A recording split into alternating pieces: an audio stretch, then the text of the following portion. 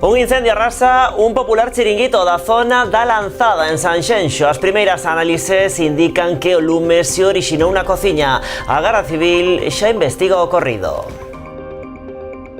Que tal, saúdos? Afunde un barco atracado no porto de Ribeira. O pesqueiro María Estefanía atopábase fora de servizo dende hai varios anos. Polo de agora descoñécense as posibles causas do afundimento, aínda que todo apunta a que puidera deberse a falta de mantemento da embarcación. O BNG traslada o seu apoio á comunidade educativa do Colexio Alomba de Vilagarcía polo peche dunha das aulas de cuarto de infantil. Os nacionalistas levan ao Parlamento este asunto demandando a educación que manteña esa aula e a profesora desa etapa. A Deputación de Pontevedra leva investidos máis de 63 millóns de euros en benestar social e no Príncipe Filipe. Son os cálculos que fai o goberno provincial das súas políticas nos 3 anos de poder. O presidente Luís López destacou tamén que se están a garantir servizos vitais no rural como o servizo de axuda no fogar ou o de teleasistencia. Un verán redondo é o lema do Concello de Pontevedra para o programa de actividades para este verán. Este luns presentouse un programa de máis de 300 actividades coa eclipse como un dos elementos centrais, fenómeno astronómico que ademais coincide coas festas da Peregrina. Estas festas de verán prolongaránse ata finais de setembro, cando se celebre a gran final das series mundiais de triatlón. Onde xa están en festas en Boiro, este luns, unha das súas xornadas destacadas co Día das Peñas. O Parque da Cachada converteuse no escenario principal dos festexos, cos orixinais xogos peñeiros e o mangueirazo de honra, a cargo este ano dun dos impulsores do Día das Peñas durante as festas, como é Quim Ribeiro. Asuntos que tratamos de contado aquí nas Novas do Día en Canal Rías Baixas.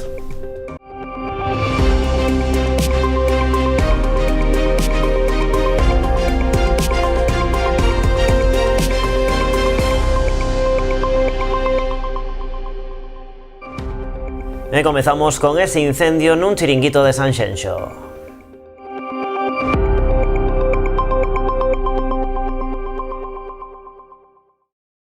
En Sanxenxo, a primeira hora deste luns, un incendio arrasou gran parte do chiringuito Pena Praia, na zona da Lanzada. Segundo informan dende o Concello, as primeiras análisis indican que o lume se orixinou na cociña. Foron os bombeiros do Parque Comarcal de Ribadumia os encargados de sufocar as lapas que produciron danos materiais de gran importancia. No operativo participaron tamén efectivos do Servizo Municipal de Emerxencias e axentes da Policía Local de Sanxenxo. Agora será a Garda Civil a encargada de esclarecer todas as circunstancias que rodearon o suceso. Este domingo pola noite, un lume calcinou por completo un colector do lixo na rúa Benito Corval, en pleno centro de Pontevedra. As lapas orixináronse ao redor das 10:30 da noite. Ao decatarse, varios cidadáns que paseaban pola rúa nese momento decidiron afastar o contedor dos outros, evitando así que o lume se propagara. Ata o punto desprazáronse varias unidades dos bombeiros de Pontevedra que se encargaron de extinguir o incendio e a refriar a zona.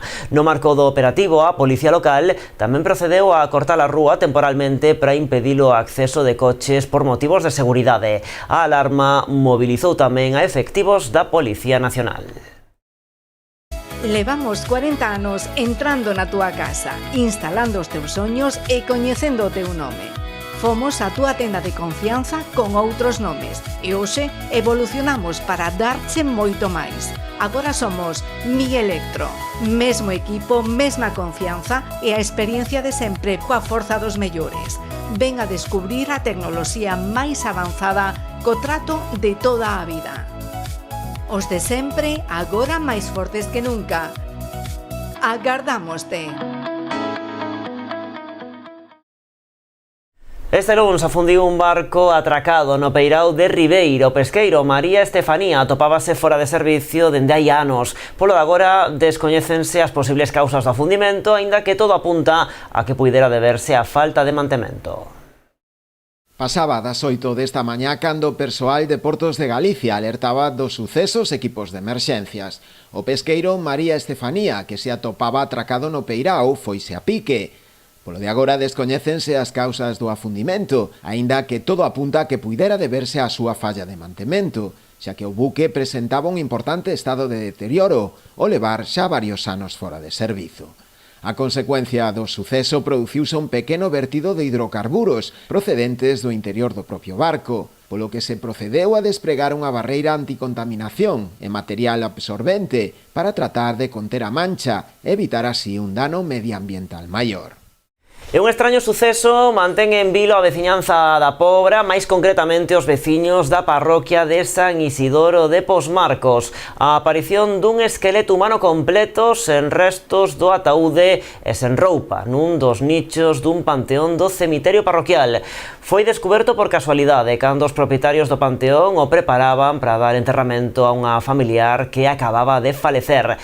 En teoría debería estar baleiro, ninguén sabe nada e polo de agora todos gardan silencio.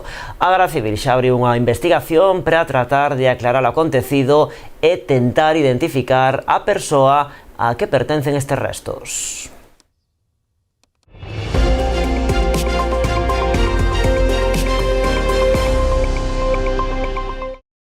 O BNG traslada o seu apoio á comunidade educativa do Colexio Alomba de Vilagarcía polo peche dunha das aulas de cuarto de infantil. Os nacionalistas levan ao Parlamento este asunto demandando á Consellería de Educación que manteña esa aula e a profesora desa etapa. Critican que coa medida as ratios das outras dúas aulas dese curso van pasar ao máximo, cando apuntan deberá ser todo o contrario.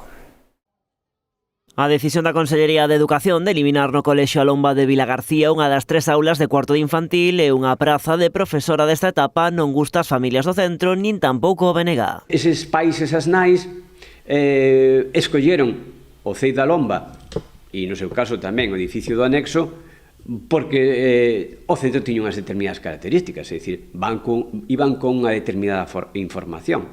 Por lo tanto, cando tomaron a decisión de matricular as súas nenas e nenos ali, era porque creían que tiñan unha atención educativa conforme ao coñecemento que les tiñan. E ora, a realidade no mes de setembro vai ser diferente, co cual poderíamos decir, creo que todos estaríamos de acordo, en calificar isto, en certo modo, como un fraude. Exiximos rectificación á Xunta de Galiza. Exiximos rectificación ao Partido Popular, que deixe de xogar ca comunidade educativa, que deixe de xogar ca educación dos nosos fillos e fillas.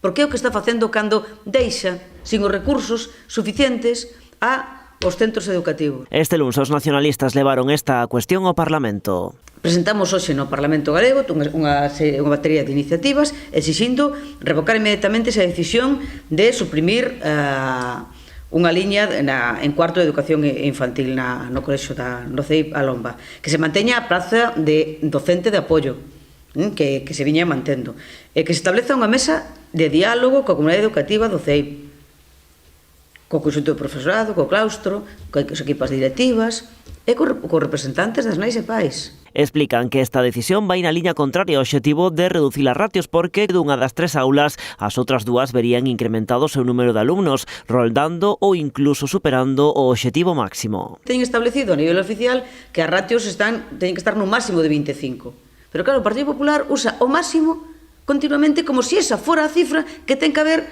continuamente. Eso é o máximo. É dicir, que por encima deso, ou incluso cos 25, é o máximo que se pode atender nunhas condicións normais. Temos que lembrar que no colexio, no CEI Alomba, hai unha porcentaxe moi elevada,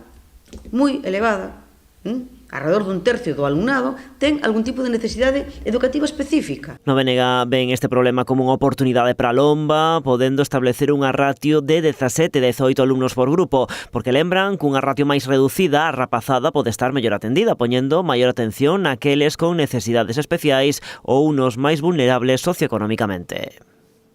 Máis cousas, a Deputación de Pontevedra leva investidos máis de 63 millóns de euros en benestar social e no Príncipe Filipe. Son os cálculos que fai o goberno provincial das súas políticas nos 3 anos no poder. O que quero é reivindicar o que levamos facendo nestes 3 anos de mandato, donde consolidamos unha auténtica política transversal en beneficio das familias cun investimento histórico de máis de 63 millóns de euros a través de benestar social e o Centro Príncipe Felipe. Non entendemos as políticas familiares como programas illaos. Para nós é unha estrategia global que acompaña as persoas durante toda a etapa da súa vida e os orzamentos así o demostran. Deste total de 63 millóns de euros, 20,4 corresponden a Benestar Social e 43,6 ao Centro Príncipe Filipe. Segundo os datos da Deputación, son exercicio 2026, ambas áreas dispoñen dun orzamento de 24,3 millóns de euros, un 18% superior ao de 2025. Así, López destacou algúns dos programas postos en marcha dende o Goberno provincial e o caso dos campamentos da Lanzada ou do proxecto Lecer en Familia. O presidente destacou tamén que se están a garantir servizos vitais no rural como o servizo de axuda no fogar ou o de teleasistencia. Bueno, e a volta da publicidade, entre outros asuntos, coñecemos os detalles da programación de verán do Concello de Pontevedra ou estaremos en Boiro en plenas festas porque hoxe foi un día destacado, co Día das Peñas.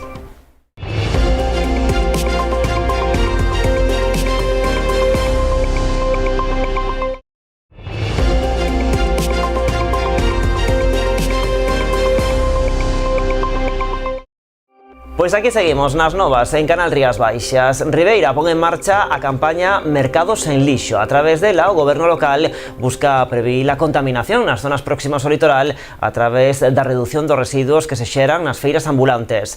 Esta iniciativa atópase integrada dentro do proxecto Plancton da Fundación.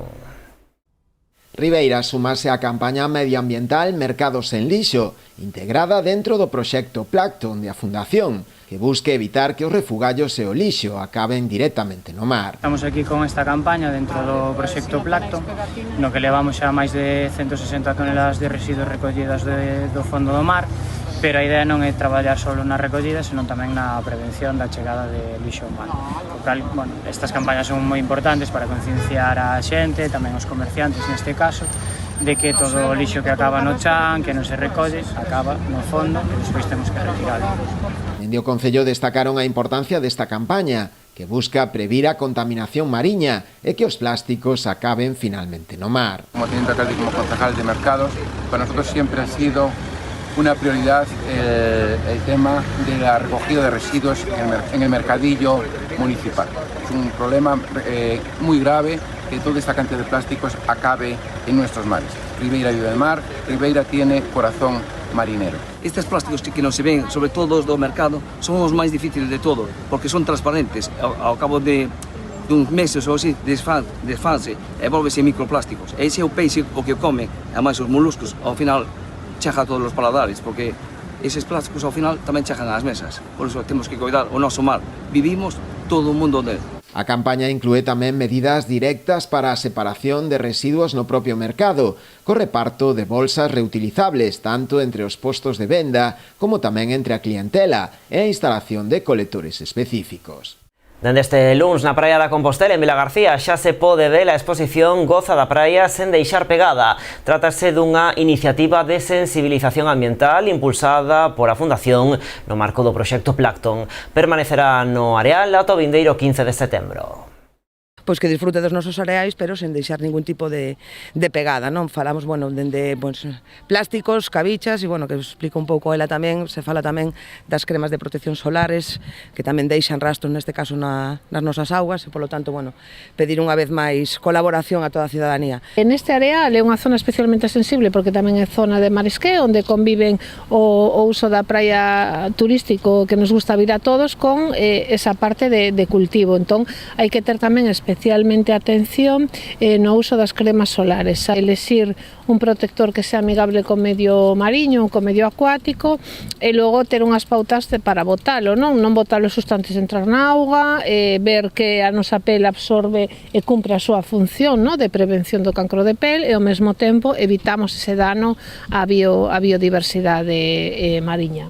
Goza da praia sen deixar pegada unha mostra composta por 3 tótems informativos que invita a veciñanza e os turistas que se acheguen ás praias a descubrir a riqueza ecolóxica do litoral e a adoptar boas prácticas para gozar dos areais dun xeito respectuoso co medio natural. Esta acción dá continuidade a unha campaña semellante desenvolvida hai 3 anos nesta mesma localidade, centrada entón na promoción de boas prácticas en praias con actividade marisqueira e que contou coa colaboración das mariscadoras da zona en labores informativos e de divulgación para fomentar o respecto polos cultivos mariños, previr o furtivismo e contribuir á conservación destes espazos. A través de contidos divulgativos e mensaxes accesibles para todos os públicos, os tótems lembran que as praias son ecosistemas vivos que comparten milleiros de especies e que a súa conservación depende tamén dos pequenos xestos cotiáns da cidadanía. Un verán redondo é o lema do Concello de Pontevedra pro programa de actividades previstas pro período estival. Este luns presentouse un programa de máis de 300 actividades co eclipse como un dos elementos centrais. Un fenómeno astronómico que ademais coincide coas festas da Peregrina. Estas festas de verán prolongaránse ata finais de setembro, cando se celebre a gran final das Series Mundiais de Triatlón. Máis de 300 actividades dan forma este 2026 ás festas de xullo, agosto e setembro en Pontevedra. O Concello promete un verán redondo. Incluye actividades para todos os sectores, para todos os gustos, para todas as idades, para todo o Concello, porque hai actividades, en Xeve, Monteporreiro, Eiriña, San Roque, o Burgo, Lérez, etcétera, e no centro da cidade, Dende o goberno local sinalan que moitas das propostas están deseñadas especialmente para a cidade. É o caso do certame de maxia Ponte Maxia ou a colaboración da banda de música de Salcedo coa compañía de circo Pista 4. Non faltarán citas tradicionais como a Batalla das Flores ou o Festival de Monicreques Titirivedra. Calquera semana, calquera día hai actividade en Pontevedra e son actividades, como dixen antes, exclusivas ou diferentes, e que van desde actividades musicais, aí aparecen todas, obviamente non vou a falar, pero se che gusta a música de gaita, pois temos o Festival Ricardo Portela de Toque Pechao, eso non é fácil de ver, pero hai actividades de títeres, hai actividades de jazz, hai actividades deportivas. No apartado musical sabemos que nas festas da Peregrina actuarán La Casa Azul, Sidecars, Manuel Ríos e Pastora Soler, pero a programación tamén garda sorpresas, como o concerto que se celebrará na Praza de España o 7 de agosto. A identidade do artista, polo de momento, é secreta. Os concertos da Praza do Concello son do máis difícil que temos, do que máis nos custa organizar. Para poder traer algúns espectáculos exíxenos cousas como esta, que non se pode anunciar moito máis adiante. Como tampouco podemos deixar o programa do resto das festas sin presentar, pois xa vos anunciaremos cal é ese concerto sorpresa que agardamos que guste tanto como todo o que levamos anunciado. Este ano o eclipse prevista pro 12 de agosto integrarase tamén no programa festeiro da cidade. Coincide en plenas festas da Peregrina e poderá verse en Pontevedra ao 95%. Xunto ao programa de festas entregaránse gafas homologadas para poder observalo con seguridade. Vamos a intentar propoñer espazos onde se poida observar, estamos terminando de localizar coa policía e, sobre todo, lugares onde non se debe ir ver a eclipse. Hai espazos en Pontevedra desde onde se vai ver moi ben, pero que é mellor non ir. Estou pensando, por exemplo, na porta do Hospital de Montecelo, que é mellor non subir ali a ver a eclipse, porque se nos xuntamos ali miles de persoas, pode ser un problema para o funcionamento das... pensar en este tipo de asuntos. Neste 2026 a Feira Franca estará dedicada ás tabernas e celebrarase os días 4 e 5 de setembro. A cita non suporá a fin das festas de verán en Pontevedra. Este ano prolonganse ata finais de mes coa gran final das Series Mundiais de Triatlón e as súas actividades musicais paralelas, que se celebrarán do 23 ao 27 de setembro. O Concello de Meis asume a organización do Jazz na Armenteira. O colectivo que a toda agora impulsaba esta iniciativa de un paso atrás, pero no municipio non queren que desapareza este evento. Nesta ocasión o Concello traerá a Armenteira a Allo Negro, que ofrecerá un concerto vindeiro día 18. A Armenteira non perderá neste 2026 a oportunidade de gozar da boa música, pero será nun formato diferente. O colectivo que se encargaba de organizar o Festival Jazz na Armenteira de un paso atrás. Para que o seu legado non se perda, o Concello de Meis encargarás este ano de ofrecer unha noite de jazz. O festival que sempre organizaba a Asociación Terras Altas do Salnés, pois, bueno, pois nesta ocasión, pois, polos motivos que, bueno, que les tiveron, pois non van a seguir organizando o festival. Bueno, a verdade que era un festival con bastante repercusión nun entorno, bueno, casi inigualable, todo na contorna do monasterio de Armenteira. O Concello ofrecerá na noite do 18 de xullo un único concerto, será da man de Allo Negro. É un único concerto que creemos que vai estar ben, é un grupo de blues, bueno, é un conxunto de músicos daqui da zona de Pontevedra, e o grupo chamase Allo Negro, van estar desde as 10 da noite. Allo Negro, pois, bueno, é un grupo bastante novo, debe ser do ano, eu creo que son do ano 2024, que se xuntaron, ven de outros grupos. A súa proposta céntrase no blues, con temas propios en galego, con chiscadelas os anos 50 e 60. A súa actuación na Armenteira terá lugar logo de seren recoñecidos nos premios Martín Kodax da música. Este ano veñen de ganar na modalidade de blues nos premios Martín Kodax, ganaron o primeiro premio. Polo que creemos que, bueno, é unha aposta boa para ese día, e, bueno, pois o Concello ao final sigue apostando porque se leva adianto este evento. A Vieira será gran protagonista en Cambados entre o 16 e o 19 de xullo. O Paseo da Calzada collerá a 22ª edición da Festa da Vieira.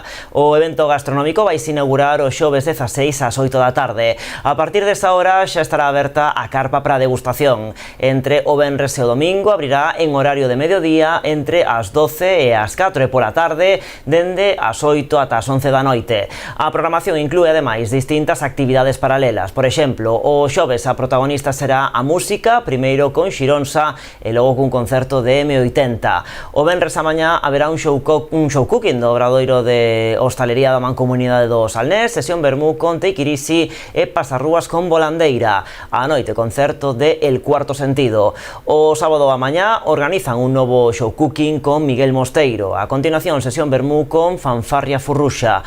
O domingo pola mañá, derradeiro show cooking, sesión vermú con Dani Barreiro and Friends e pola noite concerto de Óscar Ibáñez e Tribo. Boiro segue de cheo na celebración das súas festas de verán. Durante a fin de semana a localidade converteuse nun polo de atracción e as rúas estiveron ataigadas de xente, tanto veciñanza como a visitantes, que non quixeron deixar pasar a oportunidade de vivir dende dentro uns festexos marcados pola tradición e as actuacións musicais. Nin a calor máis abafante na fin de semana foi impedimento para que miles de persoas se achegaran a vivir as festas dende dentro.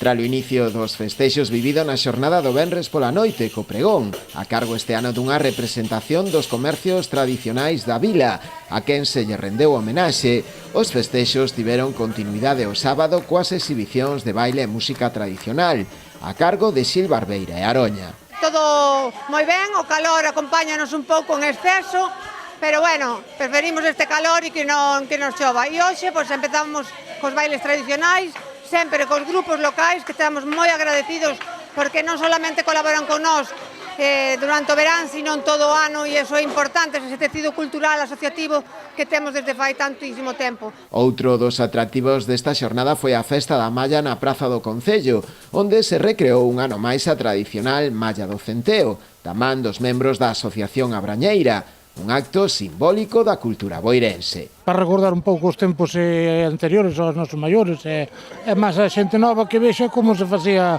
esta profesión. Fruto, o máis cativo vai para animales, o mellor vai para a foriña, ou para vender e volver a sembralo. Vale. Isto é como se facía antiguamente, claro. Se facía antiguamente, para recordar un pouco os tempos anteriores aos nosos maiores, e máis a xente nova que vexa como se facía esta profesión.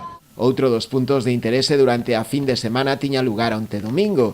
Ás 12 da noite, como é xa tradición, celebrouse na praia de Barraña o espectáculo piromusical, que volveu a reunir a multitude de persoas.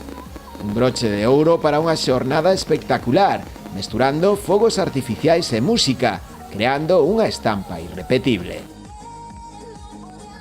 Bueno, as festas de Boiro viviron este luns unha das súas xornadas destacadas co Día das Peñas. O Parque da Cachada converteuse no escenario principal dos festexos cos orixinais xogos peñeiros e o mangueirazo de honra, a cargo este ano dun dos impulsores do Día das Peñas durante as festas como Joaquín Ribeiro. A calor daba un respiro nesta xornada na que Boiro cruzou o ecuador das súas festas de verán co Día das Peñas. Aproveitando a baixada dos termómetros, os peñeiros puideron dalo todo nas probas celebradas ao longo da mañá. O xogo das cadeiras, a carretilla ou a corda foron algunhas das disciplinas nas que mediron forzas. Estamos haciendo los equipos, pero sí, estamos ready. Temos moitísimas ganas de participar o noso primeiro ano, estamos listos para ganar. Debería haber un premio por originalidade, para motivar as peñas, coño. Somos a mellor peña do mundo, a mellor peña de Boiro e a mellor peña do Barbanza. Tras a entrega de premios ás 3 peñas clasificadas, os Esponjas, a Peña do Furancho e Mamá, Salo a tomar algo, tivo lugar o mangueirazo de honra, a cargo este ano de Joaquín Ribeiro, un dos principais impulsores desta cita, nacida hai xa 2 décadas. Bueno, para mí é un día super feliz, porque para mí as peñas son como un fillo, donde empezamos, donde o desenvolvemos e chegou o que hoxe. Hai que pensar que antes o luns das festas de Boiro era o día máis baixo, non vou dicir o día morto, pero o día máis baixo. E conseguimos que sea o día que quere pedir a xente libre no traballo, que se reúnen todos os amigos, eso é moi importante. Respiras bo ambiente, porque as peñas son amistad, son solidaridade, son sonrisas, tamén ás veces vaguas, pero en compañía, que ao final é do que se trata, non? Eu penso que tocan valores moi importantes que debemos preservar na sociedade de hoxe en día. Tras esta xornada quedan aínda 2 días de festa que chegarán a súa fin o mércores, cun cartel musical de primeira liña. Ademais do concerto de Nove Louro, as orquestras dos Satélites, Panorama e América de Vigo animarán a verbena para poñer o mellor broche ás celebracións. E o Auditorio Municipal de Ribeira quedou pequeno unha vez máis esta pasada fin de semana para acoller a reedición do concerto Grandes Iconas a cargo da Orquestra Sons.